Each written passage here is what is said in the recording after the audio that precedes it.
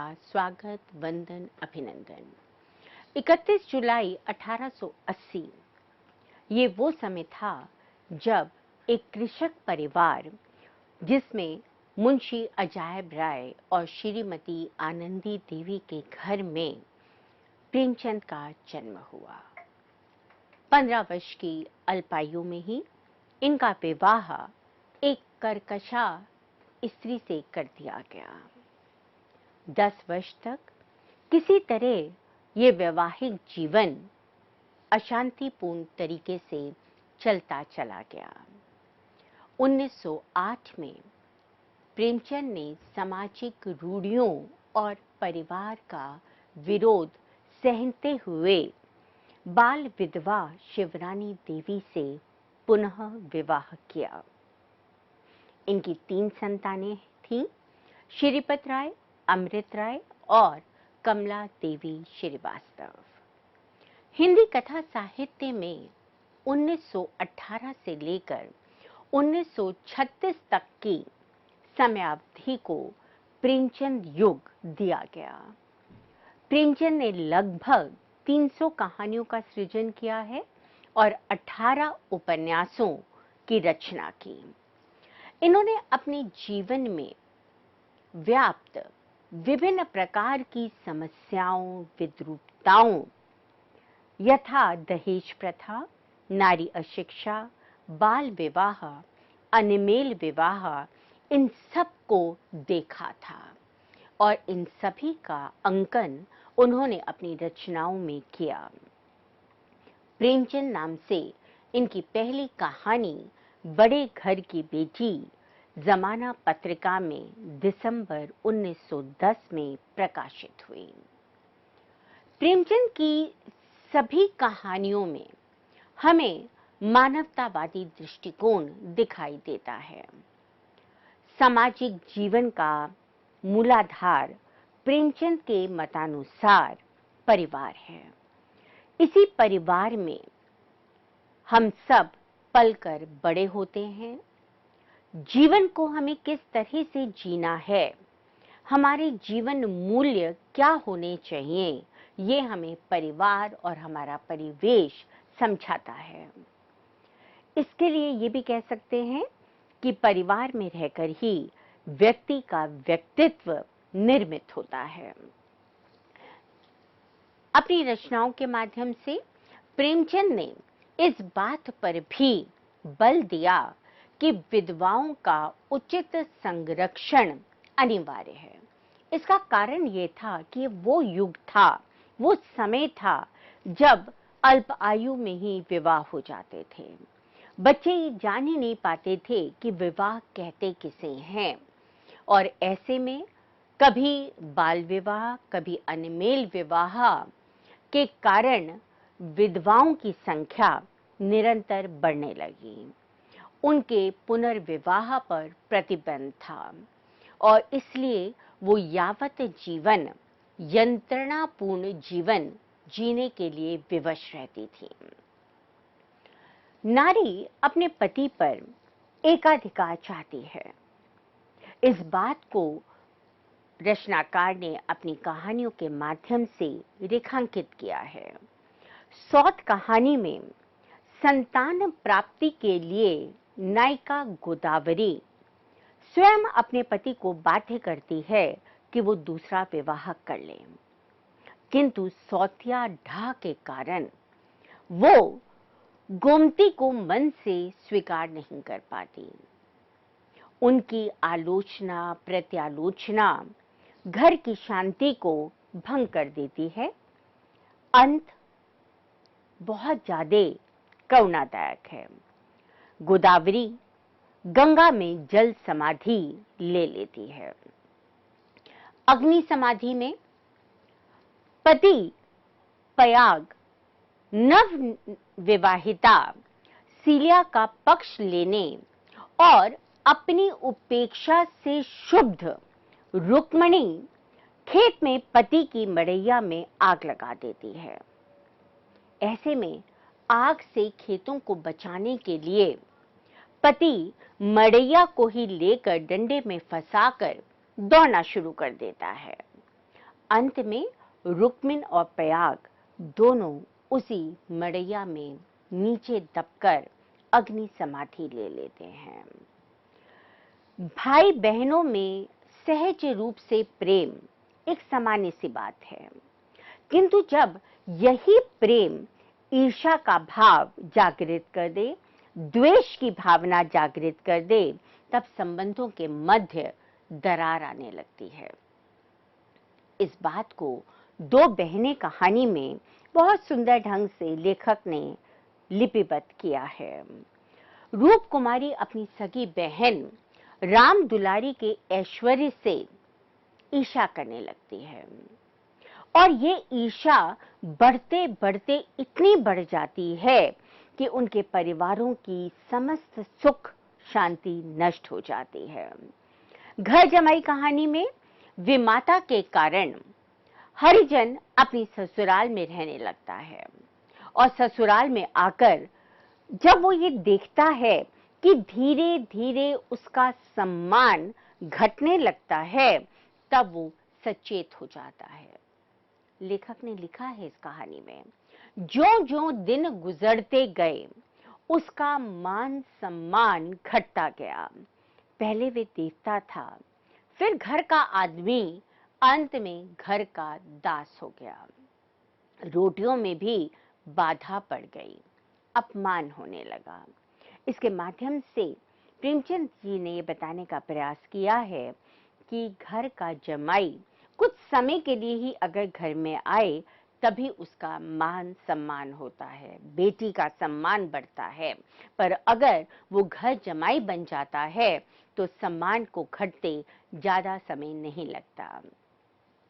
उचित संरक्षण और पोषण, ये दोनों ही चीजें बालकों के लिए, बच्चों के लिए अनिवार्य होती हैं।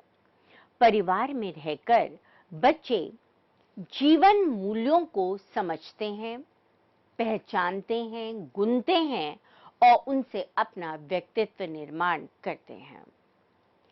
समुचित विकास के अभाव में बालक के मन में अनेक प्रकार की ग्रंथियां जन्म लेने लगती हैं।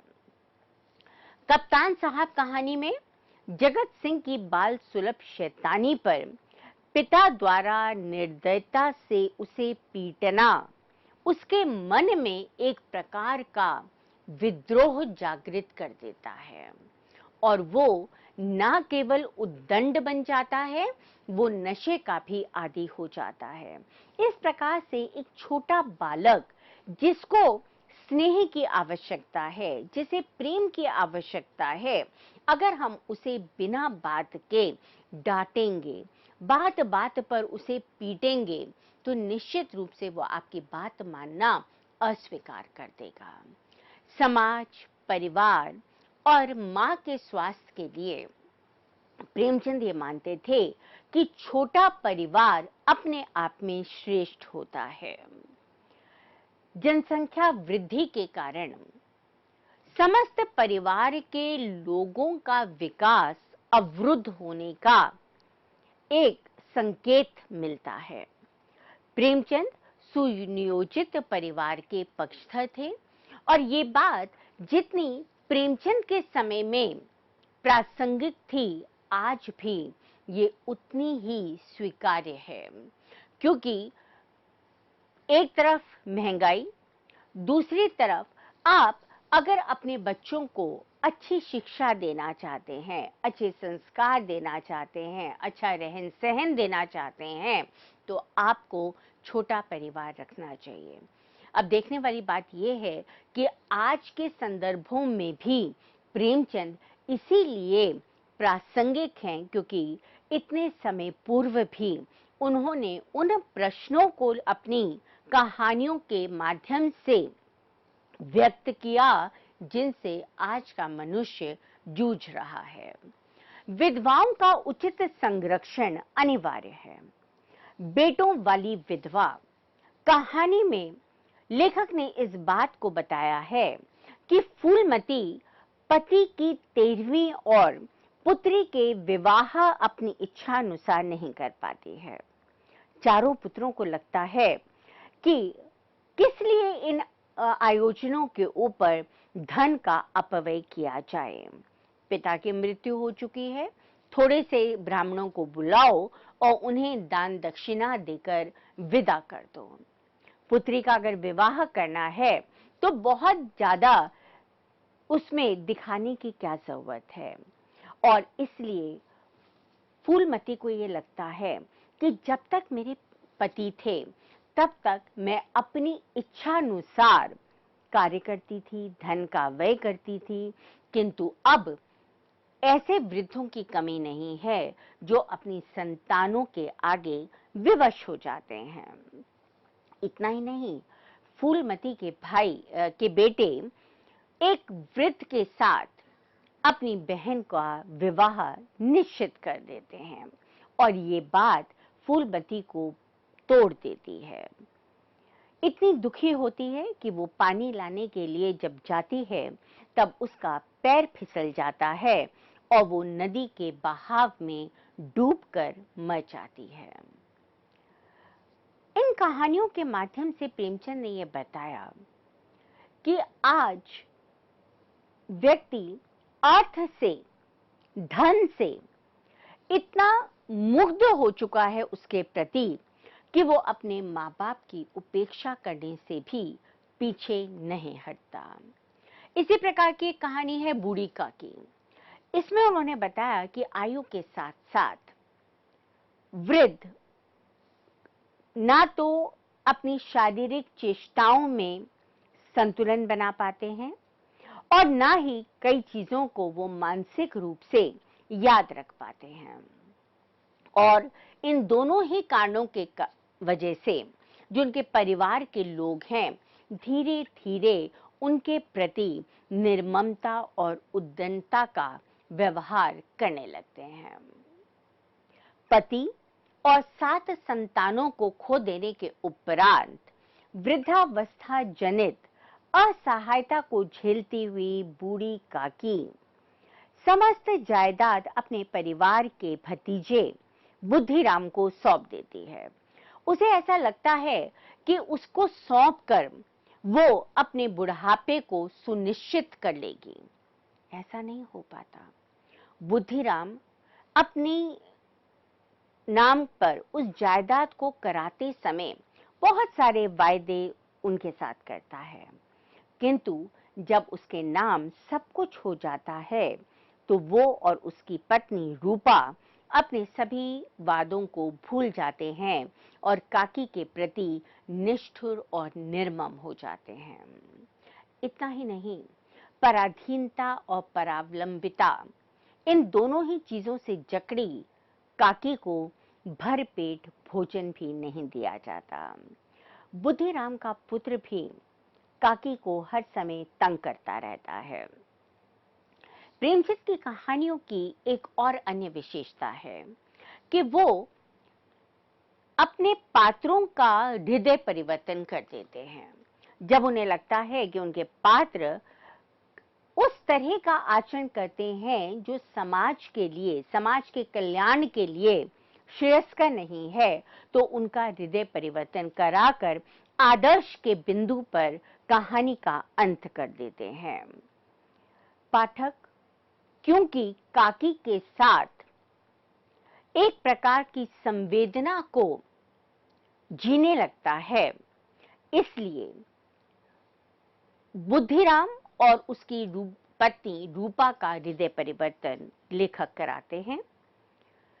रूपा को अपनी गलती का एहसास हो जाता है और अंत में वो क्षमा मांगते हुए काकी को खाना खिलाती है। काकी भरपेट खाना खाकर तृप्ति का अनुभव करती है और रूपा अपने किए हुए का पश्चाताप करते हुए उन्हें खाता देखकर, संतोष पूर्वक खाता देखकर खुद भी संतोष से पूरित होती है। लेखक ने इस कहानी के माध्यम से स्पष्ट किया है कि वृद्धावस्था आने पर बुद्धिराम और रूपा शायद काकी से भी अधिक असहनीय अवस्था को प्राप्त हो सकते हैं। आज परिवारों में वृद्धों को वृद्धाश्रम में अपना जीवन काटना पड़ता है। इस कहानी के माध्यम से कहीं ना कहीं प्रेमचंद ने इस बात को भी स्पष्ट करने का प्रयास किया है कि यदि परिवारों में वृद्धों को उचित आदर सम्मान दिया जाए तो शायद वृद्धाश्रम बनने या बनाने की जरूरत ही ना हो। अपनी कहानियों में प्रेमचंद ने सामाजिक जीवन का मूलाधार क्योंकि परिवार को स्वीकार किया है, इसलिए परिवार के साथ जब व्यक्ति अपना जीवन व्यतीत करता है तो व्यक्ति के अंदर संघर्षों से, कष्टों से, कठिनाइयों से लड़ने की ताकत स्वयमेव आ जाती है। उसे लगता है कि मेरा परिवार के सदस्य मेरे साथ खड़े हैं, इसलिए बड़ी से बड़ी कठिनाइयों को भी वो पार कर जाता है। प्रेमचंद की उक्ति है, गृहस्थ जितनी सेवा कर सकता है उतनी एकांत जीवी कभी नहीं कर सकता, क्योंकि वह जीवन के कष्टों का अनुभव नहीं कर सकता।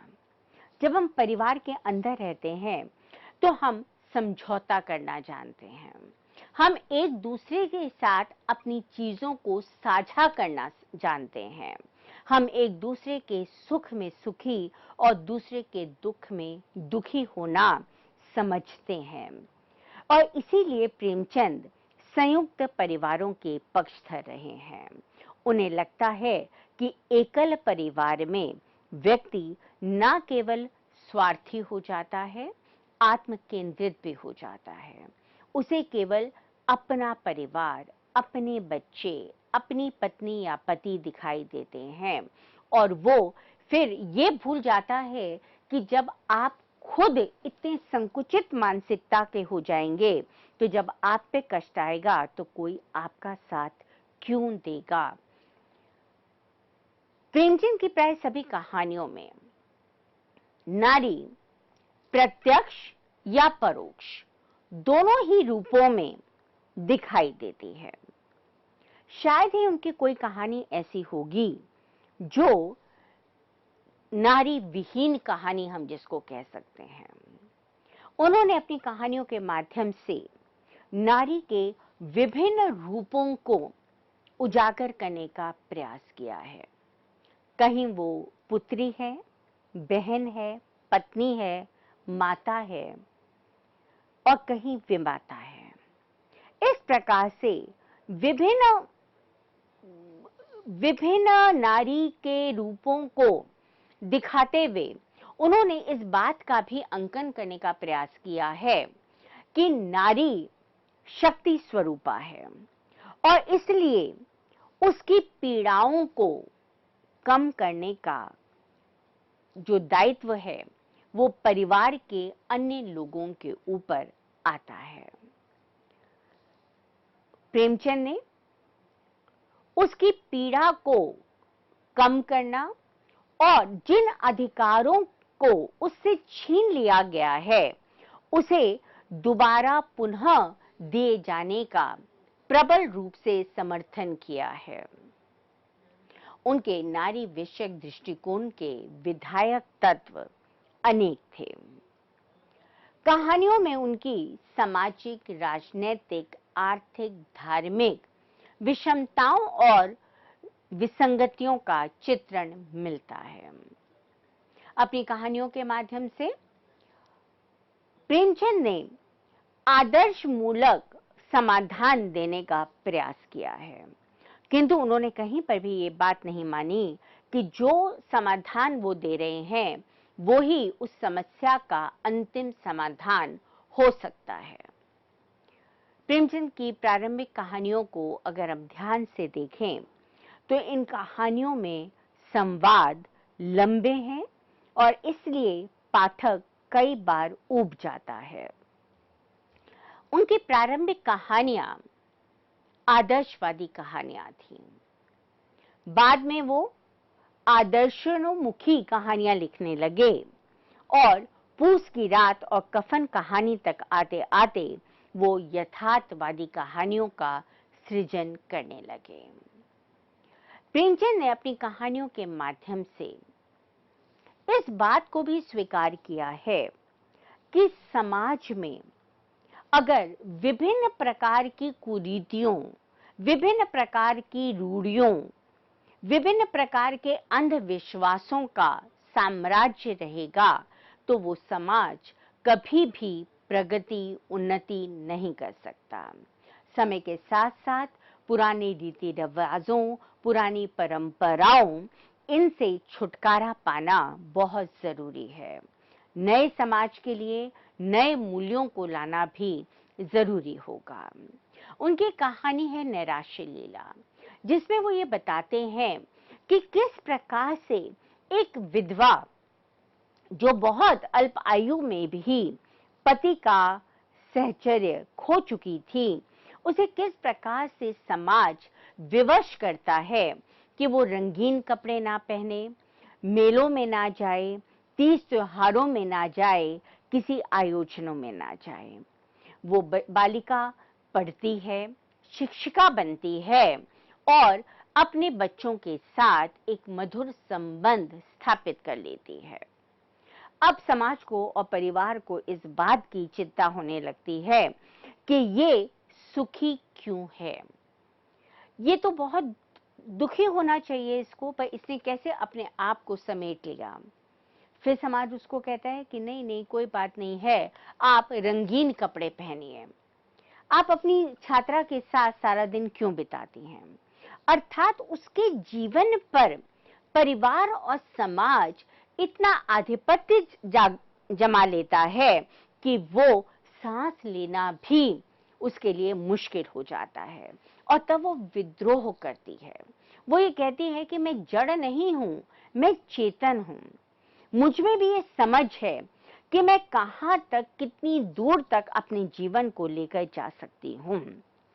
उनकी अनेक कहानियां हैं इसी प्रकार की, जहां पर नारी अपने पुरुष के साथ कंधे से कंधे मिलाकर अगर चल रही है, जुलूस कहानी देखिए आप, होली का उपहार देखिए आप, और कहां पर वो अपने पति के साथ, परिवार के साथ विरोध भी करती है। उनके कहानी में पति अपनी पत्नी को ग्रामीण परिवेश से निकालकर इलाहाबाद के शहरी परिवेश में लेकर जाता है, जिससे वो उसको आधुनिका बना ले। और जब पत्नी घोर आधुनिक बन जाती है और पति के बीमार होने पर यहां तक सोचने लगती है कि जब वो मरेगा तो मैं कौन सा वस्त्र धारण करूंगी, मैं किस प्रकार से मातम में आए लोगों के साथ संवाद स्थापित करूंगी, तब पति को ये समझ में आता है कि इससे भली तो ग्रामीण भोली भाली मेरी पत्नी ही थी, जो कम से कम मेरे सुख को अनुभव करती थी, मेरे दुख में दुखी होती थी। तो नारी के विविध रूप हैं उनकी कहानियों में। प्रेमचंद ने अपने बाल्यकाल में ही, क्योंकि माता के ममत्व से वंचित हो जाने के उपरांत उन्होंने विमाता के कर्कशा रूप को भी देखा था, इसलिए उनकी कहानियों में मां के इन दोनों ही रूपों को हमें दिखाया गया है। उनकी नारी पात्राएं अगर घर का काम करती हैं तो वो बाहर निकलकर सेविका भी हैं, शिक्षिका भी हैं, अपने पति के साथ जुलूस में भी जाती हैं और रेशमी वस्त्र जलाकर स्वदेशी वस्त्रों के लिए लोगों को प्रेरित भी करती हैं। इस तरह से हम देखते हैं कि प्रेमचंद की सारी कहानियों में हमें नायिका के, नारी के विभिन्न रूप दिखाई देते हैं, जिनके माध्यम से उन्होंने उस समय की प्रचलित रूढ़ियों, चाहे वो पर्दा प्रथा हो, अनमेल विवाह हो, नारी अशिक्षा हो या विधवा पुनर्विवाह ना होना हो, इन सब के ऊपर करारा व्यंग किया है और इनसे समाज को मुक्त होने के लिए प्रेरित किया है। धन्यवाद।